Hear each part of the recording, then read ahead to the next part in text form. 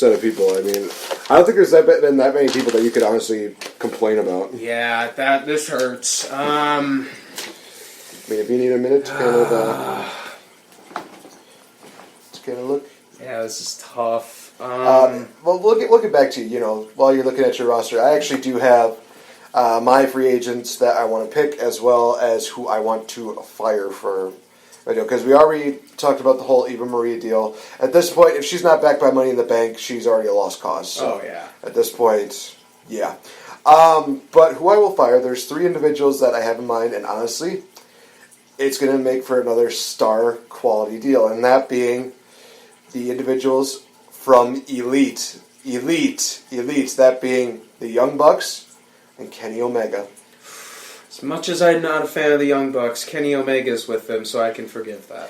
And you see, a lot of people might actually say, and this was something that AJ kind of hit on last time we did the draft. He said, why didn't anybody draft the Bullet Club? Why didn't anybody draft the Bullet Club? And people are probably asking the same thing.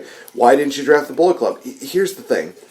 Out of all of the members of the Bullet Club are very prestigious, and they're very, very carefully picked, where somebody's just like, they notice something really good about an individual and they pick it. Here's the thing. Out of those guys, the main 3 are indeed the Young Bucks and Kenny Omega. That's where the megastars I want to build there. And plus, if you're on the independent scene and you still have the Bullet Club name, that still works too. And honestly, I would love to see Cody Rhodes as the new leader now that Kenny Omega is with Monday Night Raw. I don't hear anybody objecting to that. Oh God! Imagine if he brought Brandy with him.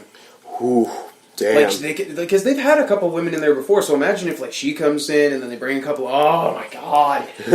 they start incorporating more women into the Bullet Club. I just had a good idea. What's up? Since you have the Elites, like a little subgroup within there, they brought enough women on board. Saturday Night Special. Man. Oh, all right, but I do have my firing. It's probably I'm firing someone for one of my cruiserweights, actually. Really? I would fire. Pains me a little bit, but I don't think he's been working all that well. TJP. Really? I don't know if it's WWE's fault or what's going on there, but if it were to be like a kayfabe firing, it'd be, you're fired. By which we mean you're going to go down to developmental and learn how to actually cut a promo for a few months. If it's a legit firing, it would be one of those, we're negating your contract for now, go and, come back to us in like a year kind of thing. It wouldn't be like a permanent firing, but I would let him go for at least now. Fair enough. And for yours?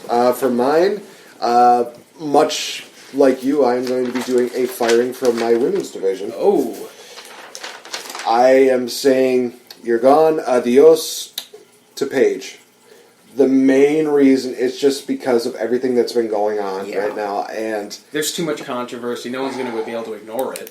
Yeah, I mean, at this point, here's the thing. I understand that she's not completely at fault, but at the same time, the fact that she's letting her now husband, basically get away with whatever he wants, it just reaches a point where it's like, you gotta have some kind of respect, not only for yourself, but the place that you're working with, to do that. And the fact that she's letting him just continue saying this stuff. And Don, Tony, and Kevin Castle from their show, they really brought up a really good point. And the fact that she's just letting this go, it makes you really not care so much about her as much. I know that seems mean, but at the same time, it's one of those things where, like, if she has no respect for the place that she's working for, then, why should the company have any respect for her? I mean, it's all fairness. It's a two-way street. You show respect for us, we show respect for you. If you don't have that kind of respect, then, well, there's no point in having you here, really. Exactly. And in terms of letting Alberto Del Rio get away with stuff, I mean, no one here is trying to say, oh, she needs to keep her husband on a leash. It's more of she at some point should have been like, honey, I still work there.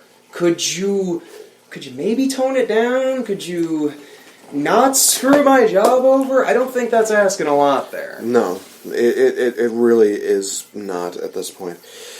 All right, so we got everything that we needed, and oh boy, it's one of those moments where it's just like, I need a cigarette. So tell me about it. All right, so we're going to just take a short, quick break, and then when we come back, we're going to give our predictions for NXT TakeOver Chicago, which happens tonight, as well as the Backlash predictions tomorrow, where Mr. Max Beatty will be giving his predictions for the Elite Ringside Network heavyweight title.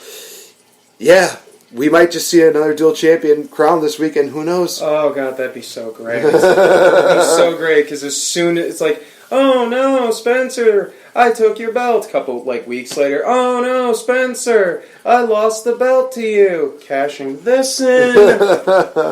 Oh, hey, you want to play UFC?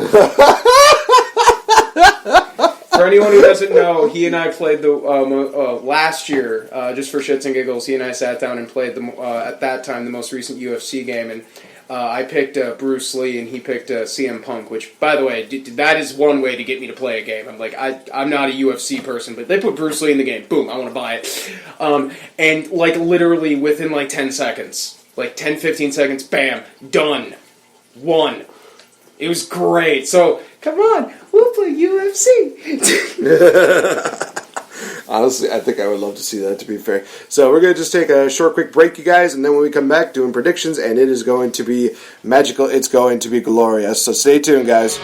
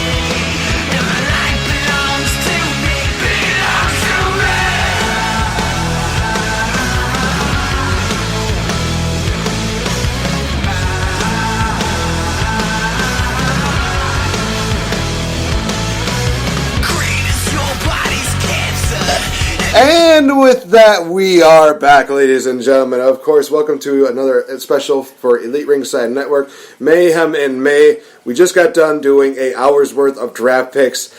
I was kind of expecting it to be that long, so in all fairness, it is what it is. I'm Nate the Effing Great, joined here, of course, as always, by Mr. Max Beatty. Hello. One of the challengers, and the Elite Ringside Network ex-champion. And, of course, he's already threatened to cash it in on Spencer at least multiple times, especially on the... Gotta keep him on his toes. Yeah, especially on your sister show, Slack Off the Show, which I think a lot of people need to hear this story. So, you and one of the co-hosts on there, Charisma, pulled off probably one of the funniest and also Heist of the century. One of the most CM Punkiest moments I had ever seen. Can you tell us exactly what happened? Okay, so over on the Slack Off the Show, they have Pokemon Stadium tournaments and whatnot, and they have a Pokemon Stadium World Championship.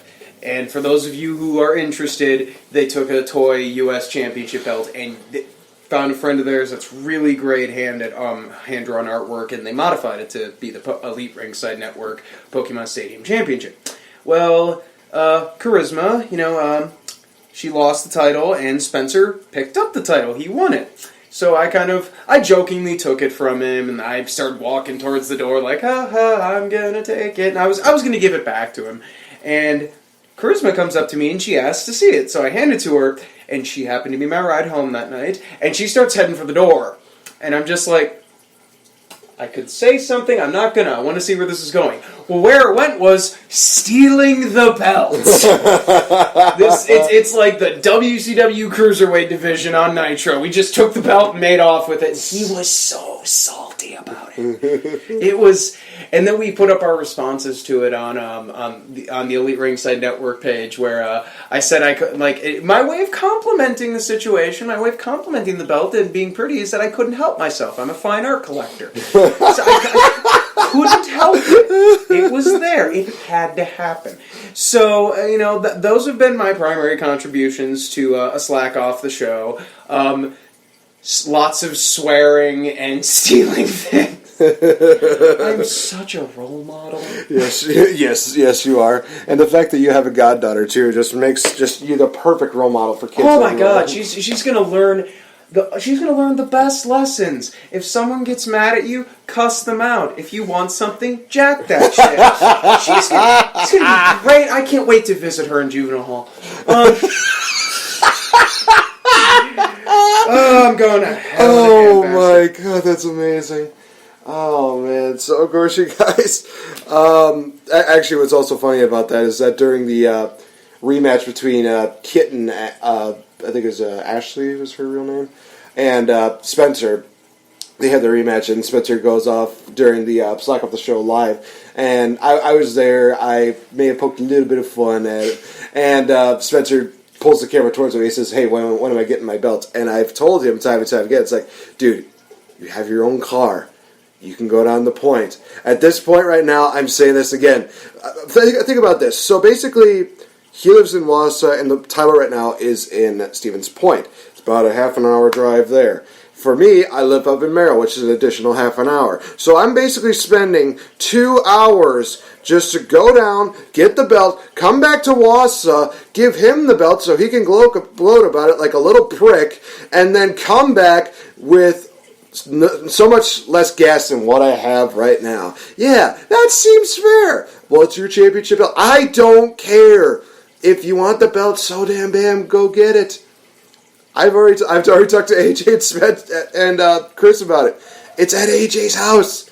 Go on and get it. Go get it. You know where they live. You got your own car. You were bragging about having the car in the first place.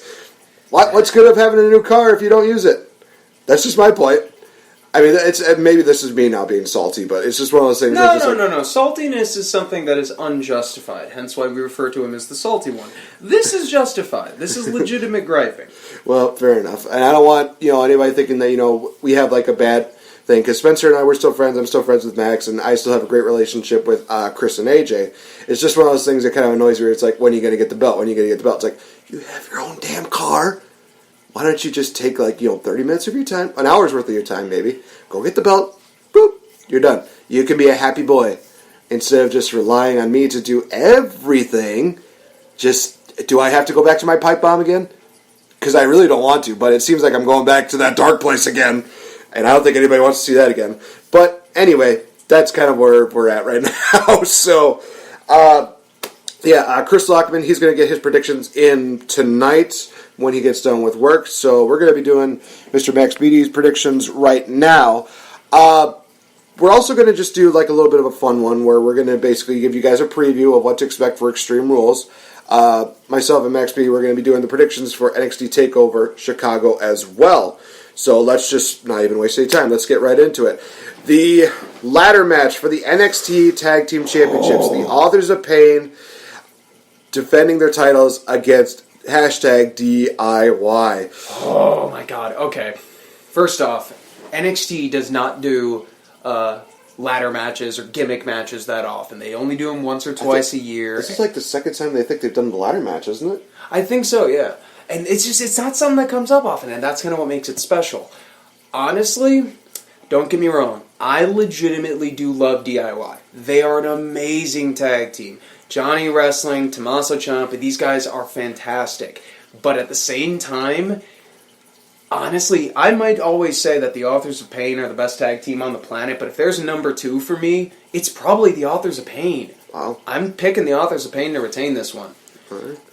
All right. Well, then I will be I'll be the guy that plays the shoe on the other foot, and I would say I think that DIY picked the titles on, because honestly, this is one of those situations where they could still make the claim that, Authors of Pain, they have not been pinned, they have not submitted. This would be the perfect time for the DIY to get the tag team titles back.